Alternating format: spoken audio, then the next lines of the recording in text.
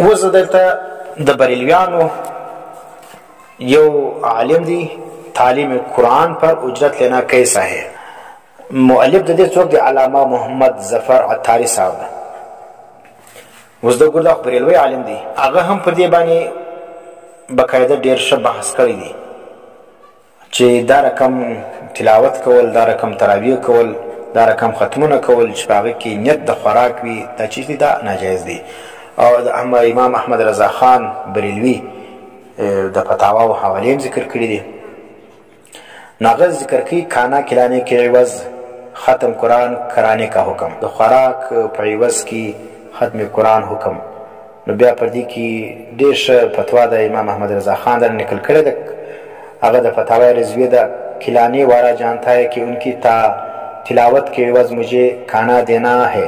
وینئ اخوند چونکې دغه بریلویان خو د دې عمل سره خام براہ راست منسلک دي، هغه ډېر په وضاحت لیکي. کھلانے والا جانتا ہے دغه خوراک ورکوونکي په دې خبر دی کہ ان کی تلاوت کے عوض مجھے کھانا دینا ہے، د ده د تلاوت په عوض کې به زه درته څه ورکوم؟ ډوډۍ ورکوم.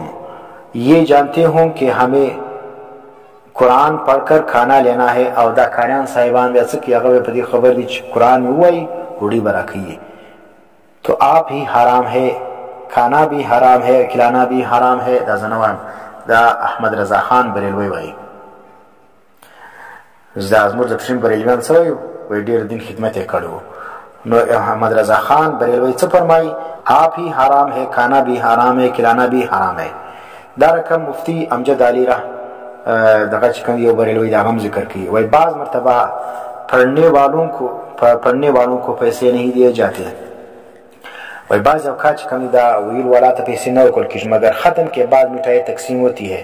अगर इस मिठाई की खातिर तिलावत की है و کچیری د دې मिठाई د پاره د تلاوت کړي معنی پنیت کې دا چې मिठाई به ملاويږي تو ये भी एक किस्म की उजरत ही है. ورته دا بریلیان هم پر دې باندې اتفاق لري چې دا اجرت د باب څه دی कि जब ये चीज मशहूर हो जाती है तो उसे मशरूط ही का حکم دیا جاتا ہے. ایو شی چې څوک مشهور سي هغه ته بیا د مشروط حکم ورکول کیږي. څه معنا؟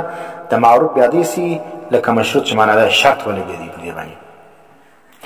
اس کا بھی وہی حکم ہے جو مذکور ہوا، هغه هم دغه حکم دی لکه څنګه چې ذکر سو. یعنی مٹھائی یا کھانے کے بدلے ختم پڑھنا جائز نہیں.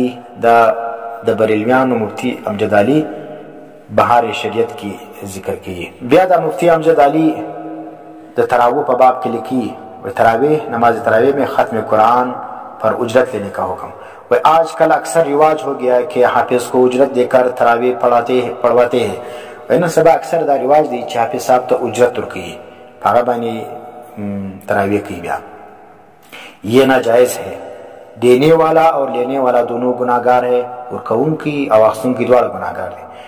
بیا ذکر کوي دا خو چې صراحتاً ورته دونه پیسې راکړه تراویح درکوم. اجرت صرف یہی نہیں ہے. اوس دغه دی د زموږ صورت څه دی؟ زموږ معاشره کې دا رواج دی. اجرت صرف یہی نہیں، اجرت صرف دا نه دی کہ پیشتر مقرر کر لے چې ما نمخته پیسې مقرر کی یہ دیں گے دا بدر کوما یہ لیں گے وینه دا باخما. بلکہ اگر معلوم ہے کہ کچھ ملتا ہے کچی دت معلومی چې څه شی مات ملاویږي اگر چې خپل نه وایي اگر چې اس سے طید نہ ہوا ہو یہ بھی ناجائز ہے. دام ناجائز. المعروف کل مشروط یعنی معروف مشروط کی مثل ہے. ہاں اگر کہہ دے کہ کچھ نہیں دوں گا. وینه یو دا صورت دی د جواز د جوړیږي دا څوک وایي؟ دا بریلیان وایي. و یو د جواز صورت دا دی که چیر په خوله باندې کلي والا صراحت تنده ورته وایي چې موږ تا ته شی نه درکو وروره د الله د رضا دپاره به کوې. یا کاري صاحب دا ورته وایي چې زه یو شی نه غواړم وروره شی به نه راکوي ماته. بیا چې کوم دی هغه دی چې شو کې تراویح ورکړي اور حافظ کی خدمت کرے. بیا دا کلي والا راځي د حافظ دپاره یو شی چې کوم دی هغه تیار کړي ورکړي تو اس میں حرج نہیں. بیا په دې کې څه حرج نشته. دا بریلیان فرمایي. وینئ دا زموږ چې کوم رواج دی دا د بریلیان په نسبت باندې ناجایز دی. بل چې کوم د مفتی وقار امجدی دا فرمایي دا مخته چې بهار شریعت ورو هغه تراویح پڑھانے پر اجرت متعین کرنا لینا اور دینا حرام ہے. یو دا چې اجرت متعین کی بیا اخیستل اور کول دا دواړه حرام دي. پڑھانے والا اگر متعین نہ کرے بل صورت دا دی کہ پڑھانے والا متعین نہ کی نہ ہی اس کی نیت اجرت لینے کی ہو نہ نیت د اجرت اخستو وي और नजराना न मिलने की सूरत पे वो नाखुश भी ना हो। गोरा दा सूरत तो पैदा को په दुनिया کې چې نیت هم नسता और चुरमिलाव निस बया ख्वाबद हम नहीं न होता हो। लोग बखुशी उसकी खिदमत करे और खलक पर खुशहाली बंदा रकम खिदमत विक्र नो या लिबास वर्की या रकम वर्की तो ये जायज़ बेदा जायज़ दी नो दा रकम कार्यान पैदा से बया बिल्कुल मजरूम जवाज लरी और दा रकम माशरा ही बया मजरूम जायज़ दी। ऐसे कारी और हाफिज के पीछे तरावी पढ़ना जायज़ है। बेदा रकम कारी हाफिज पे तरावी कवल दा चीज जायज़ दी। फी सबीलिल्लाह बिला उजरत पढ़ाने वाला न मिले तो लोग अपने तौर पर सूरत तरावी पढ़ ले। वह कचीरी दा रकम फी सबीलिल्लाह नदर मिलावे दी बया खलक खपला पर सूरतो बानी दगा कम जागा तरावी वकी। دا رقم یو خبره د ختمو متعلق د مختش کوم د وقار الفتاوا د مفتی وقار احمد مفتی وقار امجدی صاحب د بل فتوا چې کوم د ختم متعلق د امام احمد رضا خان بریلوی ده هغه شرع میں دلالت بھی مثل صریح ہے په شرع کی دلالت صریح دا دی لکه صراحتن چې دی شی ذکر کی मगर जब सरी इसके खिलाफ हो तो मोतबर नहीं चौक बे सरीह दलालत खिलाफ रहा है मोतबर न दी। मसलन खबर पर कुरान मजीद पढ़ने की उजरत लेनी मना है।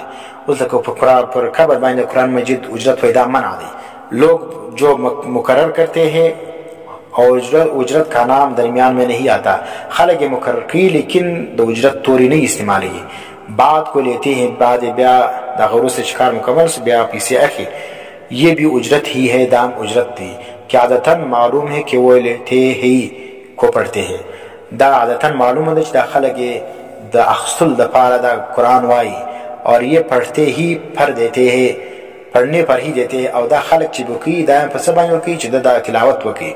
हाँ अगर साफ कह दे के दिया कुछ न जाएगा सीधा सफावत हुआ सब था तभी शिन मिलाई बीजे फिर दे ब्या वर की हरज नहीं दा इमाम अहमद रजा खान वाई ब्या परवान लरी कि तसरीहान सराहत के साथ नफी इस आदत की दलालत पर मुकदम है।